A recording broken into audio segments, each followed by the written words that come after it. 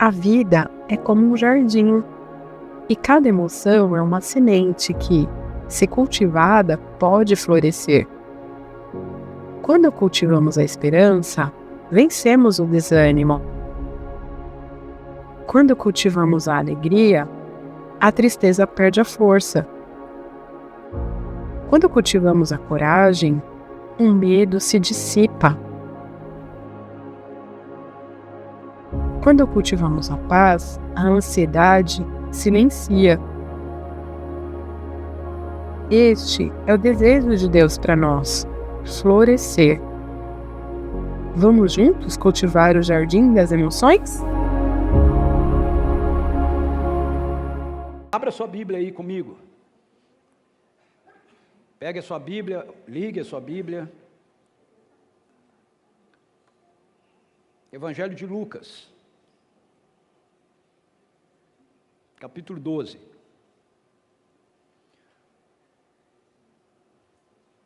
O que você alimenta em sua mente, o que você coloca na sua mente, é o que estabelecerá o estado das suas emoções. Eu vou repetir. Aquilo que nós alojamos na nossa mente, aquilo que nós permitimos acolher na nossa mente, é o que vai definir o estado das nossas emoções. Você já percebeu como o nosso mundo, ele é um mundo movido por más notícias? Já notaram isso? É terrível. Mas se você observar os noticiários, sejam nos canais abertos, seja stream, seja nas redes sociais, você vai perceber que o que dá ibope, o que chama a atenção das pessoas, são más notícias. Na verdade, tem muita coisa boa acontecendo no mundo. Tem muitas ações boas que acontecem no mundo.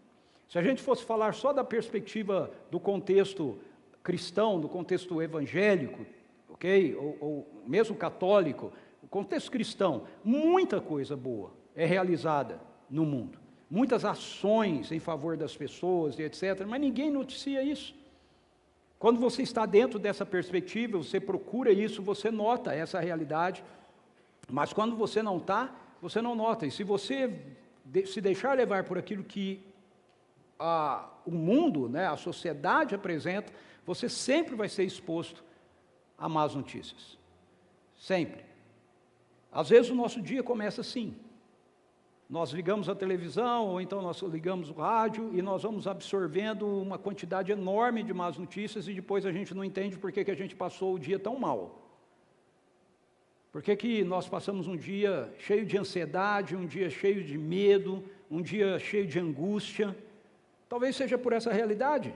Eu me lembro de uma situação em que eu tive alguns anos atrás, acho que algumas pessoas sabem aqui, eu leciono, né, no Seminário Presbiteriano de Campinas, Seminário Presbiteriano do Sul, e algum tempo atrás, uma pessoa quis conversar comigo, e eu tinha uma janela na aula que eu dava naquele dia, e nós fomos ao McDonald's, que é ali perto, é de manhã, então nós fomos lá, era 8 horas da manhã, fomos tomar café juntos lá para a gente poder conversar. E nós entramos num ambiente que é de crianças, né, mais para as crianças, para a gente ficar mais isolado, naquele horário não tinha gente ali, mas à medida que a gente foi conversando, foi chegando gente, e o lugar ficou cheio, e a televisão estava ligada. Num desses canais, eu não me lembro qual era o canal, mas dessas notícias, né? E o tempo todo era só notícia ruim que ia sendo dado. Gente que morreu, gente que foi sequestrada, isso, aquilo outro, né? E eu conversando com aquele cara, e ouvindo aquelas notícias todas, e olhando para aquelas pessoas, eu comecei a ficar angustiado, eu comecei a pensar, meu Deus, essas pessoas, Senhor, Tu és a minha esperança, Tu és a minha força, nós cantamos isso aqui agora, eu saio daqui cheio de convicção daquilo que eu vou experimentar e vou viver ao longo do meu dia, mas essas pessoas que estão aqui, é terrível, elas vão para o trabalho delas com todas essas más notícias sendo dadas para elas. Então, quando eu terminei a conversa com o cara que me procurou, eu disse para ele, olha, você pode ficar à vontade de ir embora, eu não quero te constranger, mas eu preciso fazer algo aqui. Ele disse, não, tudo bem. Eu falei, então tá bom, eu fiquei em pé e falei, ei pessoal, presta atenção aqui. Olha, isso tudo que vocês estão ouvindo aí, eu queria dizer para vocês que não era para ser assim, ok? Essas coisas são assim porque nós nos rebelamos contra Deus, por isso que o mundo é do jeito que é, mas existe um Deus bom e perfeito, e Ele está corrigindo tudo isso. Ele entrou na nossa história, Ele veio aqui como um ser humano chamado Jesus, Ele morreu e ressuscitou, e se você se relacionar com Ele, eu quero te dizer que mesmo diante das más notícias que vocês ouviram aqui, você pode ter um dia excelente. Deus abençoe vocês. Nisso chegou o segurança, já estava indo embora.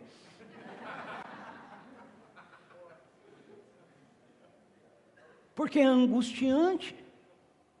Mas às vezes a gente se coloca, nós mesmos nos colocamos diante dessa situação. Pense, quando você acorda de manhã e você vai para o seu trabalho, você vai para São Paulo, você vai para qualquer lugar, o que você vai ouvindo no seu carro? O que você vai escutando? Quando você acorda de manhã, quais são as primeiras coisas que você expõe à sua mente? Seu coração. Então, quando nós estamos inseridos numa sociedade assim, o que vai sendo gerado em nós, através dessas más notícias, sem dúvida nenhuma, é um ambiente, um contexto de ansiedade, um contexto de medo. De medo. O problema é que essas más notícias fazem isso. Não é só uma informação, entende? Porque talvez você diga, não, mas eu preciso ter informação das coisas. Bom, uma coisa é a gente ter informação, outra coisa é a gente ficar exposto a essas questões o tempo todo. O ponto que eu quero colocar aqui é que essas más notícias, elas alimentam o medo. E a nossa sociedade, ela desenvolve uma cultura do medo como critério para a nossa vida. Eu acredito que isso é assim porque o medo, ele alimenta as realidades das trevas. O medo é uma realidade reversa à fé. Nós temos um vídeo de abertura aqui que fala isso. Medo é fé reversa. Ou seja, na verdade você precisa de tanta fé para se mover pelo medo, quanto você precisa de fé para se mover pelas realidades do reino de Deus. Porque nenhuma das duas situações você sabe ao fato o que vai acontecer. Para você perceber como a nossa cultura é uma cultura que ela é alimentada pela perspectiva do medo, você também pode olhar, por exemplo, para os filmes. Veja, eu sempre me pergunto isso, como pode haver tantos filmes de terror, filmes de horror, filmes macabros, não é? Filmes que vai fazer com que a pessoa se sinta ansiosa, que ela fique com medo, que qualquer barulho que ela escute na casa dela, ela acha que é alguma coisa.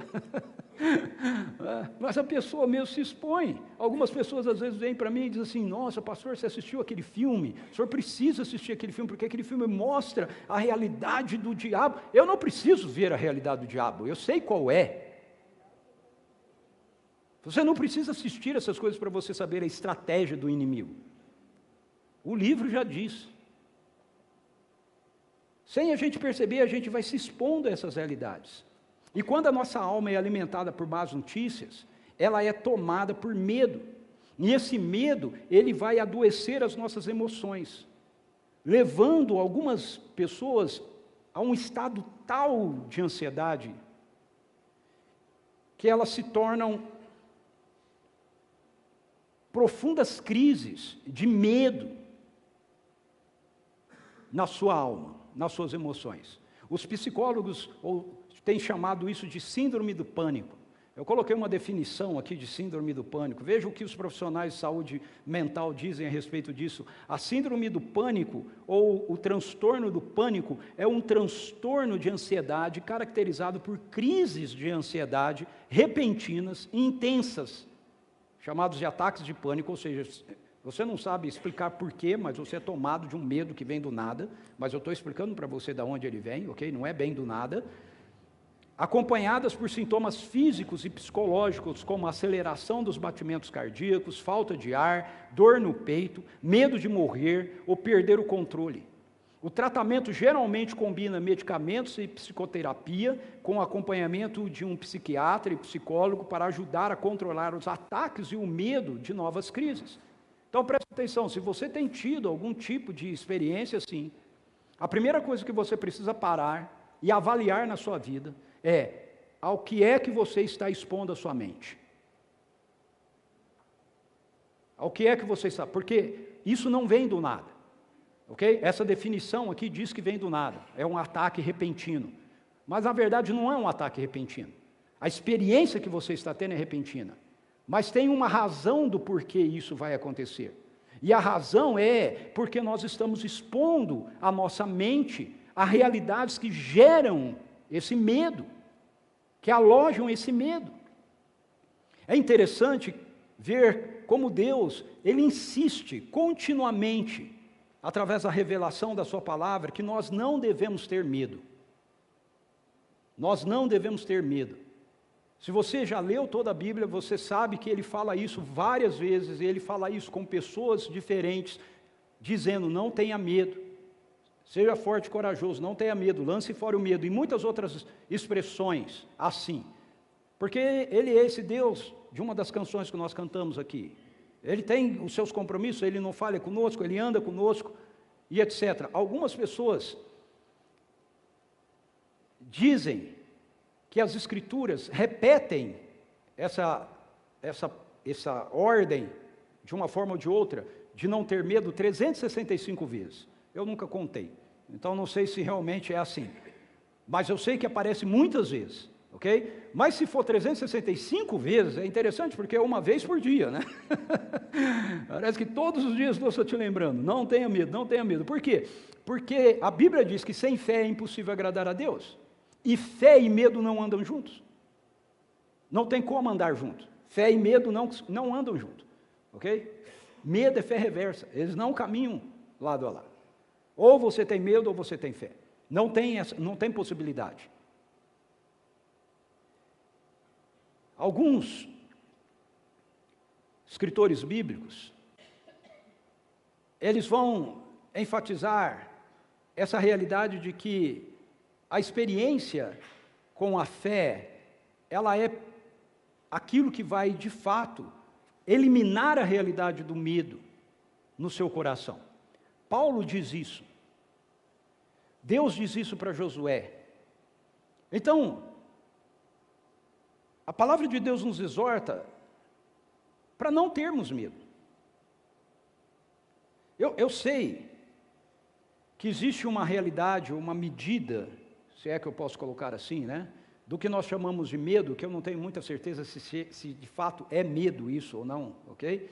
Mas que tem a ver com cautela, não é? Com preservação. Eu acho que tem mais a ver com isso. Não é o conceito nisso não é de medo, é um conceito de cautela. Não é? Você é cauteloso com algo. Você não vai atravessar uma rua movimentada, ok? Aí você diz assim, eu tenho medo. Não, não é medo que você tem. Você tem cautela. Você precisa ser sensato com relação a isso, ok? Então existe um mecanismo interno dentro da gente que faz com que a gente perceba coisas que são ameaçadoras para a nossa vida e nós temos que ser cautelosos para com isso. Mas essa não é a dimensão do medo que as Escrituras mostram para a gente, e nem é a dimensão do medo que domina a gente, que vem do nada, que é dito aqui, apresentado aqui como uma síndrome, ok? Então, eu quero ver com você hoje isso, como o Evangelho, ele nos proporciona sementes de coragem para semearmos no jardim das nossas emoções. E aí eu quero ver com você esse texto de Lucas, do Evangelho de Lucas, capítulo 12, a partir do verso 22 até o 34. Eu quero ler o texto com você. Então Jesus disse aos seus discípulos, por isso digo a vocês, que não se preocupe com a própria vida, quanto ao que comer, nem com o corpo quanto ao que vestir. A vida é mais importante do que a comida, o corpo é mais importante do que a roupa. Observem os corvos, não semeiam, nem colhem, não têm armazéns, nem celeiros, contudo Deus os alimenta. Vocês têm muito mais valor do que as aves. Quem de vocês, por mais que se preocupe, pode acrescentar uma hora que seja à sua vida? Visto que vocês não podem sequer fazer uma coisa tão pequena, por que se preocupar com o restante? Observem como crescem os lírios do campo. Eles não trabalham nem tecem, contudo digo a vocês que nem Salomão, em todo o seu esplendor, vestiu-se como um deles. Se Deus veste assim a erva do campo, que hoje existe e amanhã é lançada no fogo, quanto mais vestirá vocês, homens de pequena fé. Portanto, não busquem o que comer ou beber, não se preocupem com isso, pois o mundo gentil é que corre atrás dessas coisas, mas o Pai de vocês sabe que precisam delas. Busquem, pois, o reino de Deus, e essas coisas serão acrescentadas a vocês. Não tenham medo, não tenham medo, pequeno rebanho, pois foi do agrado do Pai dar o reino a vocês. Vendam o que têm e deem esmolas. Façam para vocês bolsas que não se desgastem com o tempo, um tesouro nos céus que não se acaba, onde ladrão algum chega perto e nenhuma traça destrói, pois onde estiver o seu tesouro, ali também estará o seu coração. Vamos orar. Pai, em nome de Jesus, eu peço que teu Espírito, que inspirou a tua palavra, a use, Senhor, nesse momento, de uma forma muito poderosa na nossa vida. Que ela venha, Senhor, como a faca quente quando encosta na manteiga. Em nome de Jesus, que ela derreta com o teu poder nossos corações e renove a nossa mente, em nome de Jesus. Amém. Amém. Veja, perceba que Jesus aqui ele não está falando com todo mundo. O contexto anterior, ele acabou de contar uma parábola porque uma pessoa vem para ele e diz: Senhor, mande que o meu irmão divida comigo a herança. Eles estavam lá tendo um problema de divisão de herança. E aí Jesus, ele diz: olha, eu não fui, quem foi que me constituiu, né, o juiz para fazer isso entre vocês? E ele vai contar uma parábola, que é a parábola de um cara que ganha muito recurso e ele constrói um celeiro muito grande, etc. E quando ele termina essa parábola, então ele se dirige aos seus discípulos. Veja, até esse momento, ele contando a parábola, ele está falando com todo mundo. Mas quando ele termina a parábola, ele volta-se para os seus discípulos. O texto diz assim: então Jesus disse aos seus discípulos. Então o que eu vou compartilhar aqui com você vai fazer total sentido, e eu espero que faça total sentido, se você é um seguidor de Jesus. Ok? Quem é um seguidor de Jesus? Um seguidor de Jesus é uma pessoa que reconheceu que Jesus é Deus, e ele entrou na nossa história como um ser humano, viveu de fato como um ser humano, morreu numa cruz, ressuscitou ao terceiro dia, e ele está vivo. E nós nos arrependemos de governar a nossa própria vida, e nós rendemos a nossa vida para que ele governe sobre nós. Então nós nos tornamos um discípulo dele, um seguidor dele. Um discípulo é um aluno, um aprendiz. Nós estamos aprendendo a viver a nossa vida, então, com a vida dele. Se isso é uma realidade na sua vida, eu espero que o que eu vou compartilhar aqui com você hoje faça total sentido, renove a sua mente. Se você não é, muito provavelmente isso vai trazer uma inquietação profunda no seu coração, e eu espero que o Espírito Santo transforme essa inquietação em arrependimento e fé na sua vida, e que você se renda a ele, como aquele que vai governar você. Isso é o que eu espero também para quem está nos acompanhando em casa. Veja, a coragem, ela é semeada em nossas emoções quando nós entendemos a verdadeira ou a real natureza de Deus. Jesus, ele se dirige aos seus discípulos e ele acabou de falar a respeito de um homem que tinha muitos recursos, muito dinheiro, e ele acumulou tudo aquilo, e aí ele se sentiu tranquilo, porque ele havia recebido um recurso muito grande. E Jesus diz: você é doido, porque essa noite você vai morrer e você não está nem sabendo disso. Você está depositando a sua confiança numa coisa que não vai servir para nada para você. E aí ele vira-se então para os seus discípulos e ele passa a instruí-los com relação a como eles deveriam então reagir em relação à vida. Por isso digo a vocês, não se preocupem com a própria vida. Não se preocupem. Por que nós nos preocupamos com a vida? Nós nos preocupamos com a vida porque nós temos medo.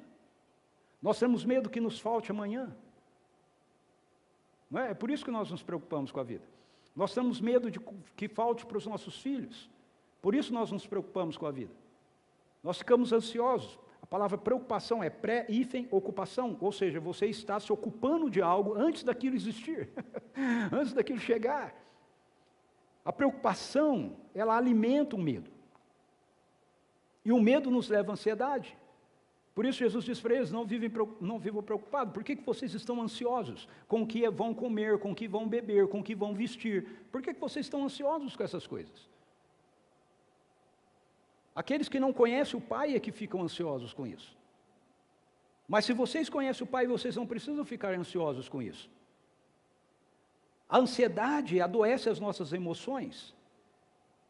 Então, o ponto que Jesus quer destacar aqui é que nós temos que entender a natureza de Deus para que a gente não viva dominado por essa preocupação que alimenta o medo. E o que ele quer que os discípulos saibam sobre Deus aqui? Que Deus é bom. Deus é bom. Bondade faz parte da natureza de Deus.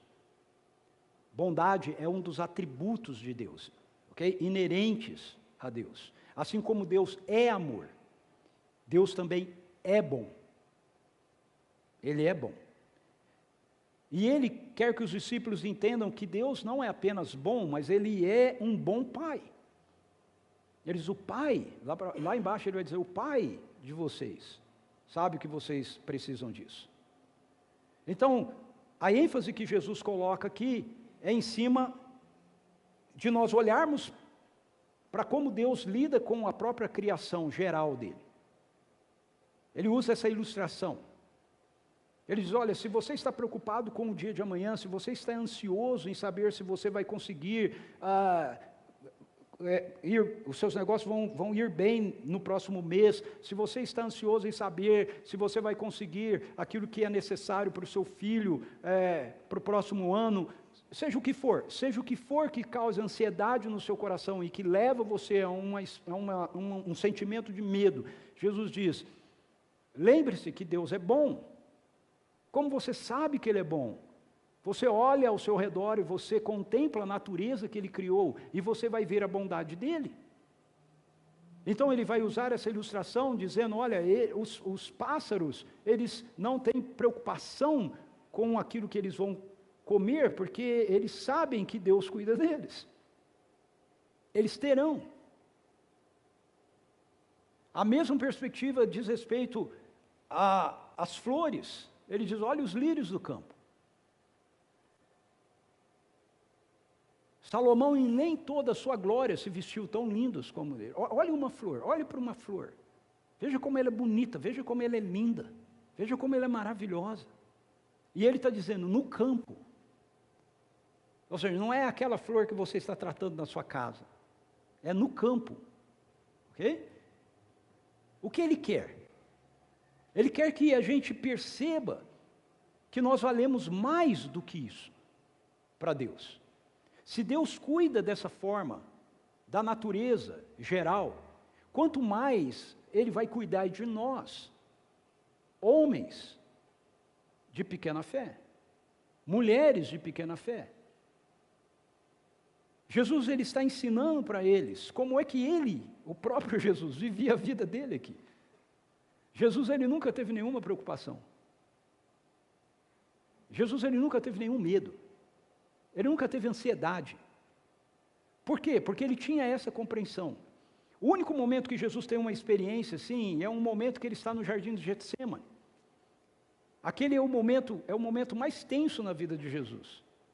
Porque ele está experimentando, ele sabe que ele vai experimentar toda a realidade do pecado da humanidade sobre ele, e isso vai distanciá-lo, vai separá-lo do Pai.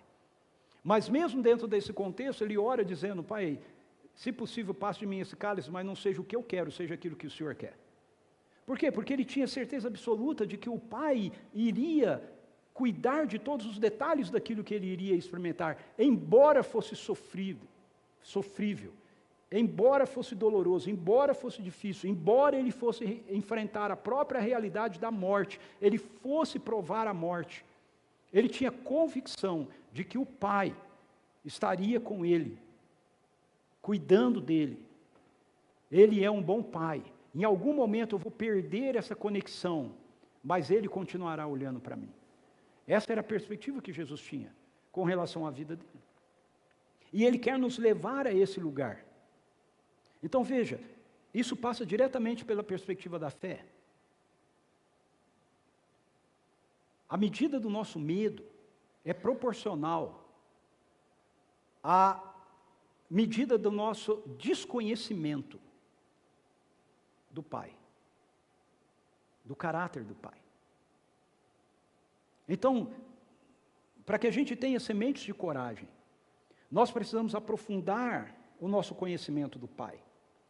Nós precisamos, através da revelação, através das Escrituras, pela fé, acolhermos aquilo que a palavra diz a respeito de quem Deus é. Não o que você acha que Ele é. Não o que a sociedade diz que Ele é. Não o que a religião informa a respeito dEle. Mas o que Ele revela para mim e para você, através da palavra dEle. Temos que ir para esse lugar de relacionamento, esse lugar de intimidade com Ele. Ele está cuidando das nossas vidas. Então Jesus ordena a gente olhar para a natureza, porque se nós observarmos com olhos da fé, nós vamos constatar a bondade de Deus. É interessante que o apóstolo Paulo, ele faz exatamente a mesma coisa, mostrando o contraste disso. Veja, você pode olhar para a natureza com esses olhos da fé, que vai mostrar para você que Deus cuida da natureza, então nós somos mais preciosos e mais valiosos para Ele, Ele vai cuidar certamente da vida da gente também. Não precisamos ficar preocupados com o que comer, com o que vestir, com o que... Não, porque Ele está cuidando de nós. O apóstolo Paulo usa essa mesma dimensão para mostrar o contraste disso. Ele diz assim: portanto, a ira de Deus é revelada dos céus contra toda impiedade e injustiça dos homens que suprimem a verdade pela injustiça. Como a ira de Deus é revelada dos céus? Através do sacrifício de Jesus. Okay? A ira de Deus é revelada dos céus sobre a vida de Jesus, através do sacrifício dele. Paulo acabou de falar no versículo 16 e 17, que ele não se envergonha do Evangelho, porque ele é o poder de Deus para a salvação de todo aquele que crê. Então, quando ele fala, a ira de Deus se revela do céu contra toda impiedade, não é Deus jogando raios na cabeça da turma. Okay? É que Deus jogou a ira dele sobre Jesus. E ele fala que ele faz isso porque os homens suprimem a verdade pela injustiça. Agora, preste atenção no que ele coloca. Pois o que de Deus se pode conhecer é revelado entre eles, porque Deus lhes revelou. Como ele revelou? Desde a criação do mundo, os atributos invisíveis de Deus, o seu eterno poder, a sua natureza divina, têm sido vistos claramente, sendo compreendidos por meio das coisas criadas.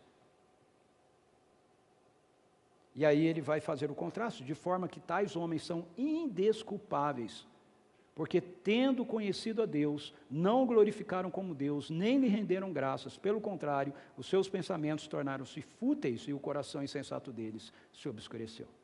Veja, Paulo está falando exatamente a mesma coisa de Jesus, só que do reverso daquilo que Jesus está dizendo. Jesus está dizendo, você pode olhar para a natureza, você pode olhar para a criação, e através de observar a criação pelos olhos da fé, você vai perceber que Deus, Ele é um bom Pai.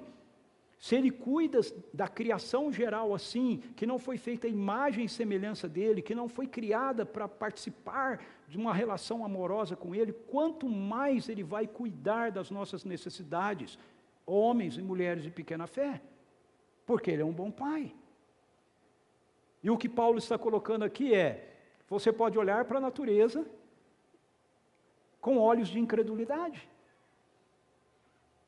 E a natureza que comunica quem Deus é para você, pode simplesmente não dizer nada. E você é indesculpável por isso. É o que ele está colocando. Então, sementes de coragem são lançadas no nosso coração quando nós sabemos quem Deus é, quando nós conhecemos o Pai. Okay? Quando Deus fala nas Escrituras, tenha coragem, Ele sempre fala isso diante de uma revelação que Ele está dando a respeito dEle mesmo. Então a coragem da qual as Escrituras nos evocam, sementes de coragem que nós lançamos nas nossas emoções, não é uma coragem de bravura, entendeu? É uma coragem que vem da nossa relação com Ele, de nós sabermos quem Ele é. É mais ou menos como a criança pequena, que ela tem coragem, não é, de fazer algo, porque ela sabe que o pai está atrás dela. Ok? Então vem aqui a Imani, né, que é a menor das minhas netinhas. A Ana agora, isso aqui ela já está conseguindo enfrentar. Mas a Imani chega aqui e isso aqui é um grande obstáculo para ela, ok? Ela vai ter medo, ela vai se abaixar e vai tentar. Mas se o Wesley estiver atrás dela, ela vai corajosamente colocar o pezinho dela aqui, porque ela sabe que ela vai ser segura, ela vai ter um apoio para ela subir. Então essa é a dimensão da coragem. Não é a coragem que vem da sua bravura. Não é uma coragem que vem por você bater no peito e falar, eu sou o cara, eu sei o que eu faço. Não, é uma coragem que vem da sua humildade, que vem do seu quebrantamento, que vem de você olhar para Ele e dizer, isso é muito grande, mas o meu Pai está atrás de mim? Ele é maior? Percebe? Não importa o tamanho do gigante, importa quem é que está lutando do seu lado, para derrubá-lo. Não importa qual é o tamanho do desafio que está diante de você, importa quem é que vai andar com você para passar por esse desafio. Sementes de coragem, então, vão ser semeadas em você à medida que você vai crescendo no seu conhecimento dele. Em segundo lugar, a coragem é semeada em nossas emoções quando nos dedicamos ao que é eterno. Veja, Jesus, ele volta-se no verso 29 e 31 e ele diz assim, portanto, depois dele ter feito essa consideração dos discípulos entenderem quem o Pai é, entenderem quem Deus é. Ele diz, portanto, ou seja, isso é uma conclusão daquilo que ele acabou de dizer.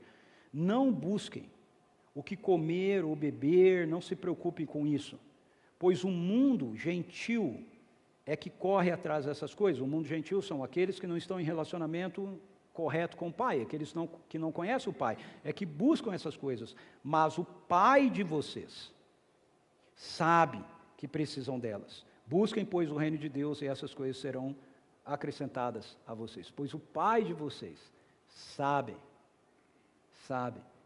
Esse negócio da criação de filhos, né, é um negócio espetacular, porque, veja, tudo que Deus fez na criação, Ele fez primeiramente para revelar a Ele mesmo e a nossa relação com Ele. Então a própria paternidade, maternidade, ela tem a ver com essa revelação da nossa relação com Ele. Ele quer que a gente entenda isso. Se você, sendo um pai humano, você se preocupa com os seus filhos, quanto mais Ele, sendo um bom pai que está no céu, vai se preocupar com a gente. Percebe? Ele vai falar isso num outro lugar. Em Mateus capítulo 7, ele vai desenvolver isso no Sermão do Monte. Mas o ponto é que eu não preciso me preocupar com coisas que o próprio Pai vai poder viabilizar para a minha vida. Quando você tem filhos pequenos, o filho ele não fica preocupado com o almoço, com o que ele vai comer, ok? Ele pode ficar preocupado com a comida que vai ter, mas ele não está preocupado se ele vai comer ou não.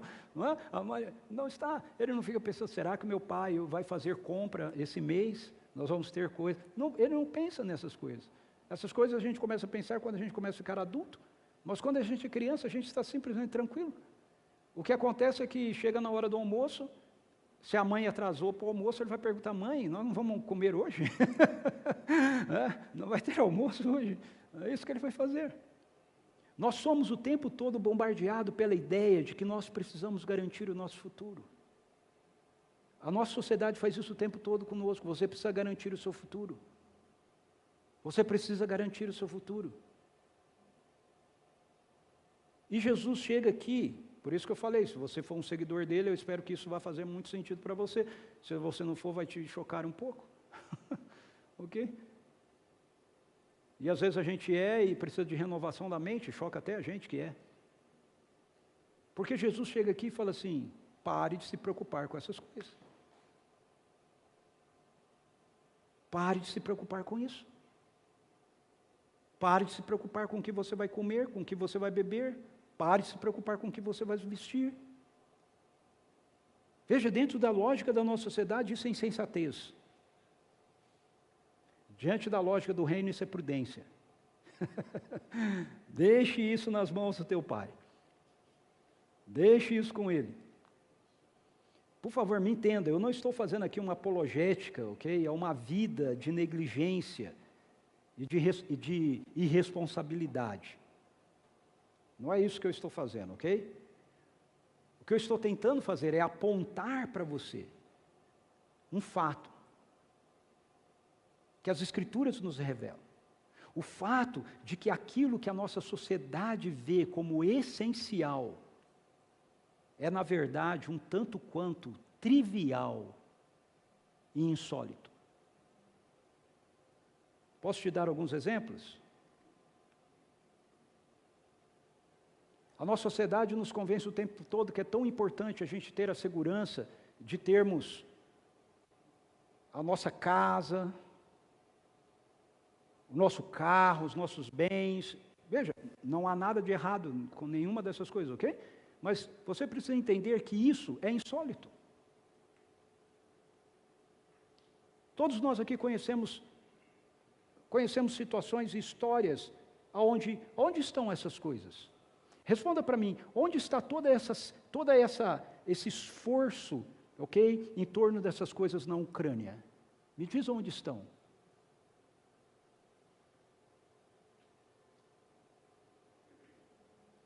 Onde estavam na Europa na Segunda Guerra Mundial?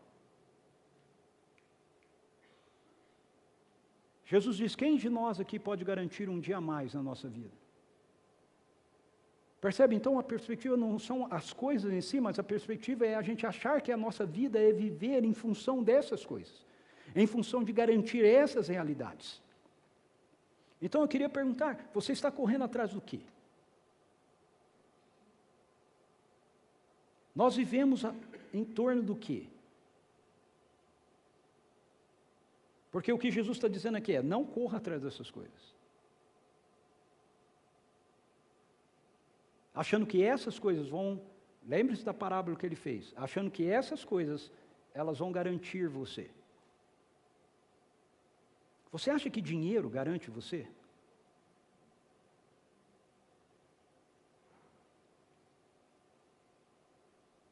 Você acha que a aprovação garante você? Você acha que fama garante alguma coisa na sua vida? Pense, quanto tempo essas coisas durarão? Então Jesus está nos convidando a entender que nós vamos ter uma vida onde a coragem de Deus é semeada em nós. Quando a gente começa a contemplar a nossa vida, e a gente começa a entender que a nossa vida precisa ser vivida a partir daquilo que é concreto, não temporal, não efêmero. Nós somos tomados pelo medo ao buscarmos essas coisas, sabe por quê? Porque elas são incertas. Essa é a verdade. Elas não são duráveis. Veja, por que a gente está sempre ansioso e pensando que a gente precisa ter mais dinheiro? Porque o dinheiro acaba. Ele é incerto. Ele vai embora. Por isso a gente está sempre preocupado e dizendo, a gente precisa garantir ter mais. Por que a gente sempre quer? Eu fico olhando às vezes para... Hoje de manhã eu orava sobre isso, né? No meu tempo com Deus, falando, Senhor, me ajude. Não deixe o meu coração ser tomado pela ilusão de que um grande ministério, com muitas pessoas, uma grande igreja, isso vai fazer alguma diferença na minha vida. Uma coisa eu peço, uma coisa eu busco, sua presença. Porque essa é uma realidade que todos nós lidamos. Você pode lidar com isso na perspectiva do seu trabalho e da sua empresa, eu lido com isso na perspectiva do ministério. Você acha que não?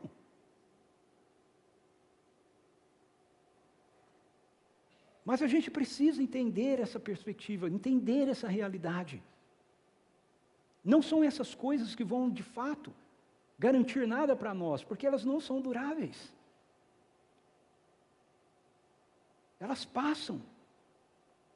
Elas vão embora, por mais que a gente possa vir acumular, vir a ter. Essa é a lição que ele quer ensinar com a parábola do cara que destrói os seus celeiros e faz um grande celeiro. Ok? Em outras palavras, ele está dizendo, ei, viva o seu dia, curta isso no seu dia, e não fique pensando, eu preciso conquistar isso para amanhã, eu preciso ter isso para amanhã. Não, viva isso hoje. Percebe? Não fique preocupado com amanhã, essa é a perspectiva dele. Viva agora, viva hoje.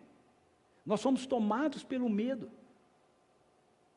E é por isso que nós buscamos essas coisas o tempo todo, porque na verdade nós não temos garantia nenhuma delas permanecerem conosco. E ao invés da gente desfrutar e celebrar daquilo que está conosco hoje, a gente fica ansioso e com medo, e aí a gente fica pensando lá o que eu vou ter amanhã, o que eu preciso conquistar para amanhã, e eu não desfruto do que Deus já me deu hoje.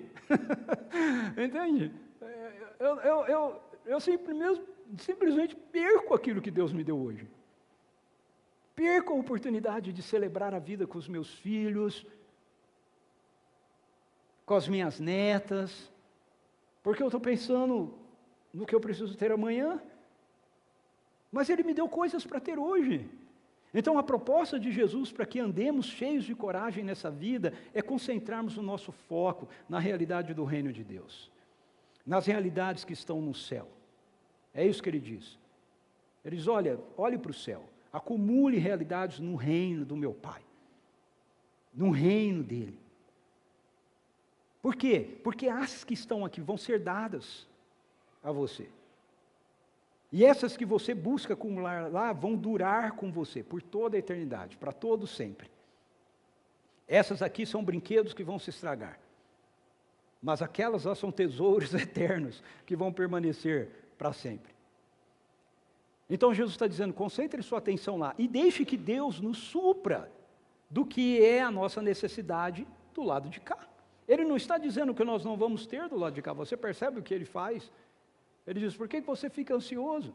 Busque o reino de Deus, as demais coisas serão acrescentadas. Deixe o seu Pai te dar.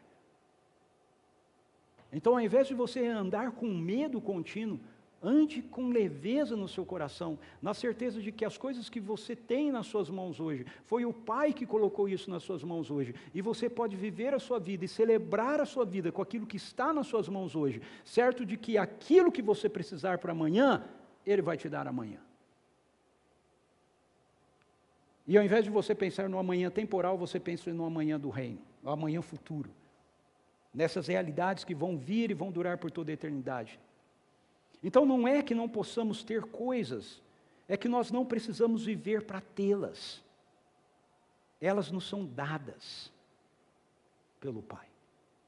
É óbvio que eu não estou dizendo aqui que você não precisa trabalhar, não precisa fazer nada, ok? Espero que você esteja me entendendo.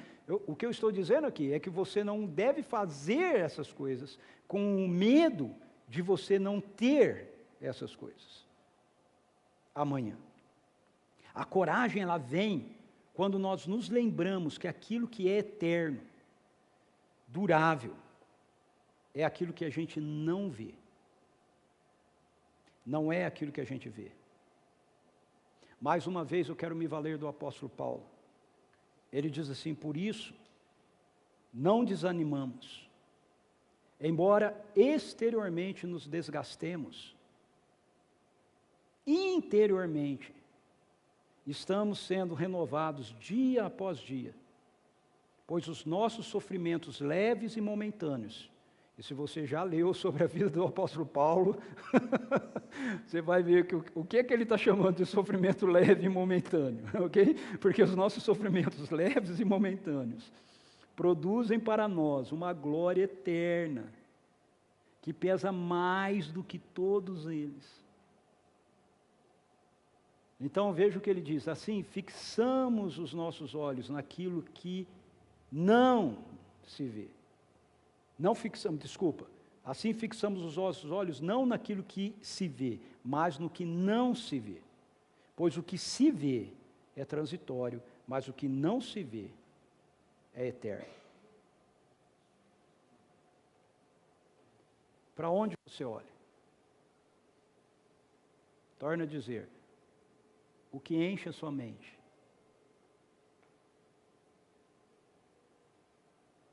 Esse é o ponto. Jesus, ele viveu a vida dele aqui. Jesus tem uma vantagem, né, em relação a gente, porque ele veio do céu. Nós vamos para o céu, mas ele veio do céu. Então ele viveu a vida dele aqui, sabendo que, de fato, tem lá, ok? Então ele nunca viveu aqui preso a nada que está aqui. Quando ele está para morrer, ele diz assim, Pai, eu vou voltar para ti, para ter a glória que eu tinha contigo antes que houvesse o mundo, antes que o mundo fosse formado. Que o Espírito Santo de Deus abra os nossos olhos, para a gente conseguir ver essa realidade que é invisível como uma realidade concreta. Ela vai acontecer. Então Paulo diz, ainda que o nosso exterior se corrompa, ou seja, ainda que o meu corpo se machuque, ainda que eu esteja envelhecendo, ainda que eu não consiga mais ter a mesma energia. É duro isso, né? Ano que vem eu vou fazer 60 anos de idade. Eu não me sinto com 60 anos. Mas eu tenho 60 anos. Essas semanas eu estava sentindo as dores na minha lombar, e eu estava pensando, eu não fiz nada, por que eu estou com essas dores nas lombares? E aí, num determinado momento, eu tive que me dar conta. Posso falar? Porque eu falei a idade, né? Você que está dessa fase para cima não vai ficar chateado comigo, ok? Tá, Saulo? É porque eu estou velho.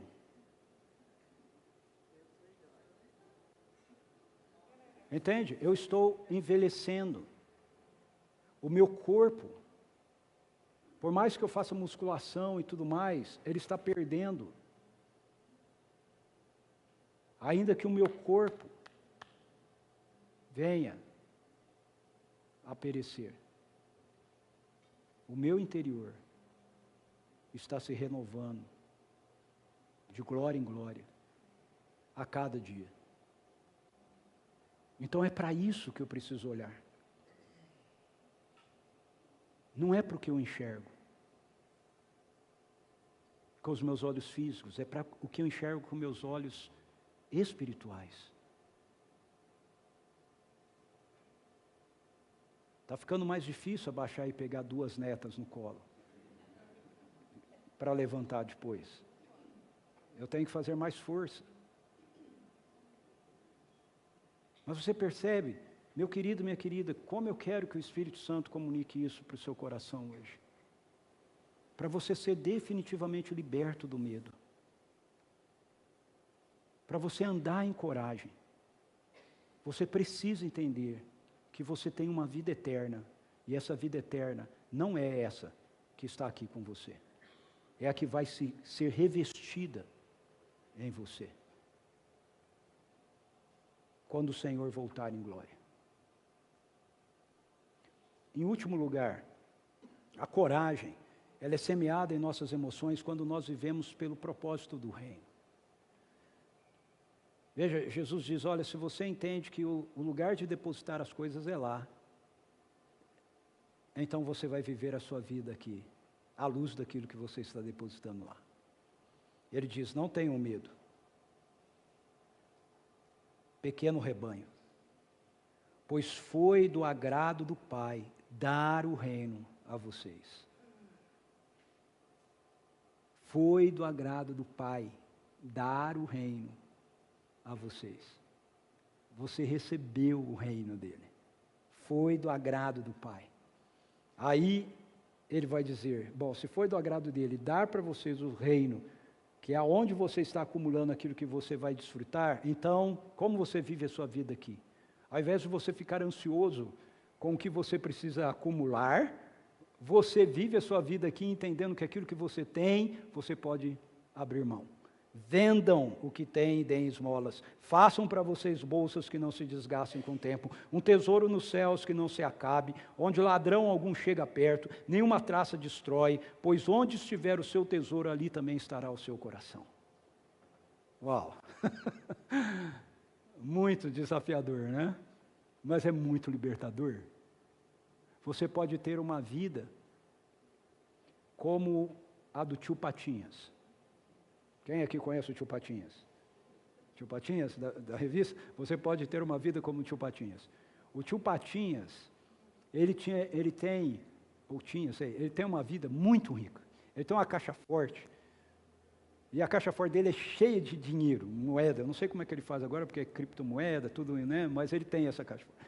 Só que o tio Patinhas vive todos os dias da vida dele preocupado em guardar e proteger o dinheiro dele contra os metralhas. Quem lê o Tio Patinhas sabe.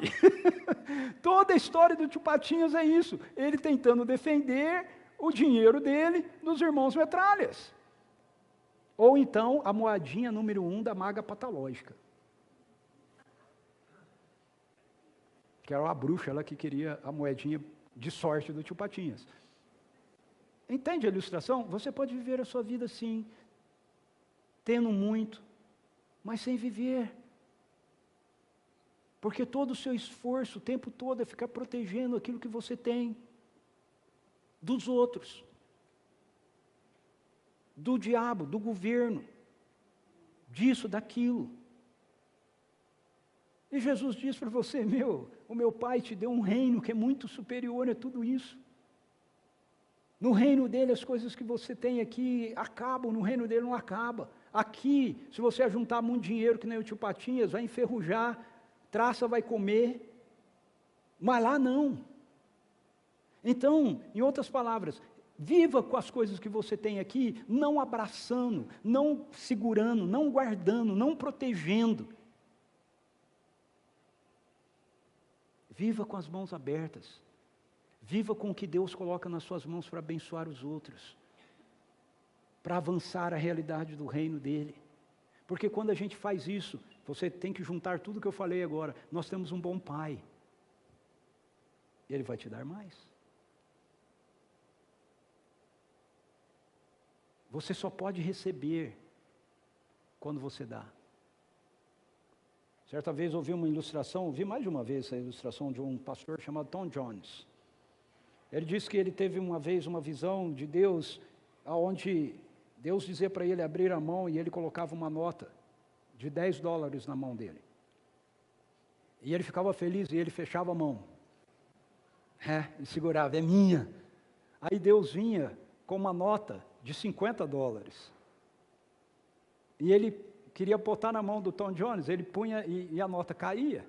E ele pegava de novo, punha e a nota caía. E ele não queria abrir a mão porque estava segurando a nota de 10, aí ele entendeu que ele precisava abrir a mão para pegar a de 50. Quando ele abriu a mão, a nota caiu, mas ele recebeu uma de 50 e ele fechou. E ele depois disse que Deus vem com uma nota de $100.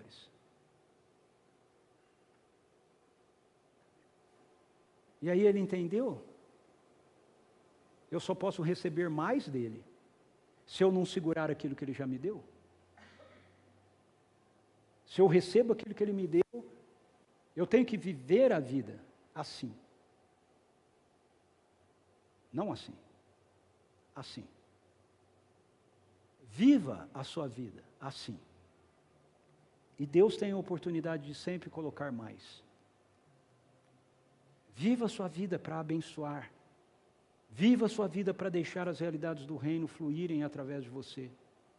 Eu estou usando um exemplo de dinheiro aqui, mas isso não tem a ver apenas com dinheiro. Isso tem a ver com o seu tempo. Isso tem a ver com os seus talentos. Isso tem a ver com os seus relacionamentos. Isso tem a ver com todas as dimensões da nossa vida. Isso tem a ver com o nosso serviço. Quando nós entendemos que a nossa vida está garantida por toda a eternidade, pela bondade do Pai, então o medo perde o poder dele sobre nós. E nós somos tomados de coragem para vivermos os propósitos de Deus para nós, aqui, agora. Não tenha medo. Jesus diz, o meu Pai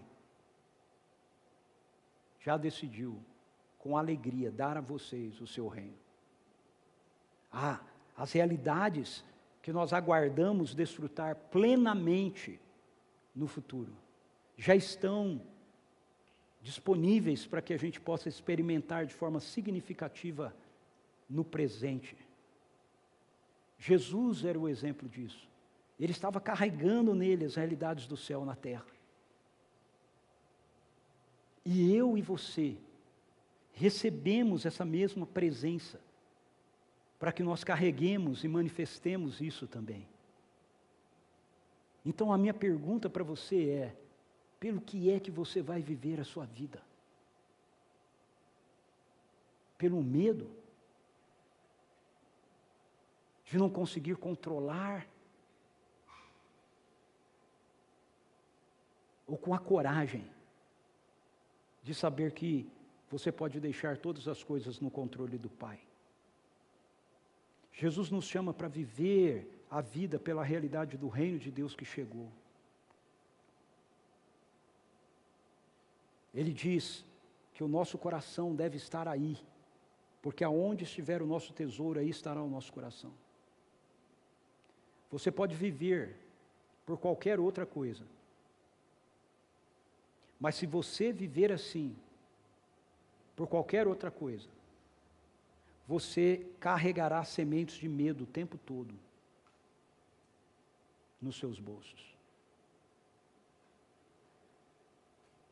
Mas se você e eu vivermos pelas realidades do reino de Deus, que foram depositadas em nós, através da presença do Espírito Santo, que Jesus carregou com Ele e que enviou para estar conosco, então nós vamos ser livres do medo, nós vamos ser cheios de coragem para fazer o impossível. Onde é que está o teu tesouro? Onde é que está o time de adoração? Onde é que está o teu tesouro? Nós precisamos tomar uma postura aqui, essa manhã, hoje, nesse dia. Você precisa fazer isso aí na sua casa. A palavra de Deus nos diz, citando mais uma vez o apóstolo Paulo, por essa razão, torno a lembrá-lo, de que mantenha viva a chama do dom de Deus que você recebeu pela imposição das minhas mãos. Pois Deus não nos deu um espírito de covardia, mas de poder, de amor e de domínio próprio. Veja que ele não está falando dos dons, ele está falando do dom de Deus. O dom de Deus é o Espírito Santo. O Espírito Santo tem dons, mas o dom de Deus, o dom do Pai, é o Espírito Santo, dado a nós. E ele não é um espírito de covardia, não é um espírito de medo, ele é um espírito de poder, de amor e de moderação. Então, se a gente quer lidar com a realidade do medo que nos paralisa, o que nós precisamos é mais dele, mais da presença dele. O Espírito Santo nos foi dado para que carreguemos sementes de coragem, para serem semeadas em nossas vidas e através das nossas vidas, na vida daqueles que cruzam o nosso caminho. Eu quero que você fique em pé, nós vamos cantar, e eu quero orar por isso aqui essa manhã. O que é que tem causado medo em você? O que é que tem, quando você olha para a sua vida, o que é que tem gerado ansiedade e medo? Quais são os desafios? Isso talvez seja muito pontual. Talvez, por exemplo, você tenha um negócio diante de você que você precisa fechar. Talvez você tenha uma situação com a sua casa, com a sua família. Pode ser um negócio muito pontual, mas também pode ser um negócio mais amplo. Uma realidade no seu coração, na sua vida, uma ansiedade e incerteza de como realmente você vai viver, como realmente vai ser a sua vida, a sua história, o que aguarda você no seu futuro. Não importa se há um medo. Veja, essa dimensão é chamada por Paulo de espírito, ok? Se há um medo, há um espírito de medo aí. E esse espírito de medo, ele não é mandado embora você repreendendo. Ele é mandado embora à medida que você é cheio pelo Espírito, pelo dom de Deus, okay? Cheio do Espírito Santo. Talvez você tenha medo, como vai ser o futuro do meu filho, da minha filha? Eu conheço pessoas, pais, que têm medo, pais não, casais que têm medo hoje de engravidar, porque tem medo do mundo, né? O mundo está muito violento, não sei o que. Cara, você não pode deixar a sua vida ser dirigida pelo medo. Então, essa manhã aqui, eu quero orar por você, para que o Senhor transfira sobre você o dom de Deus. Você já tem o Espírito Santo. Mas veja, Timóteo também tinha.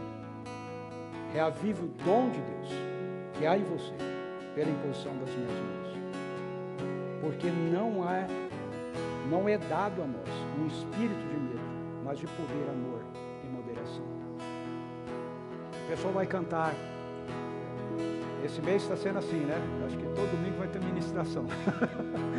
Então, se há alguma realidade que você carrega no seu coração e você fala, você luta com isso, como um medo, que gera ansiedade em você, às vezes até uma síndrome do medo mesmo, você em algum momento tem tido esses sintomas, né? Ansiedade, eu quero que você saia do seu lugar, você vem aqui à frente, nós vamos orar pela sua vida esta manhã, nós vamos encerrar assim.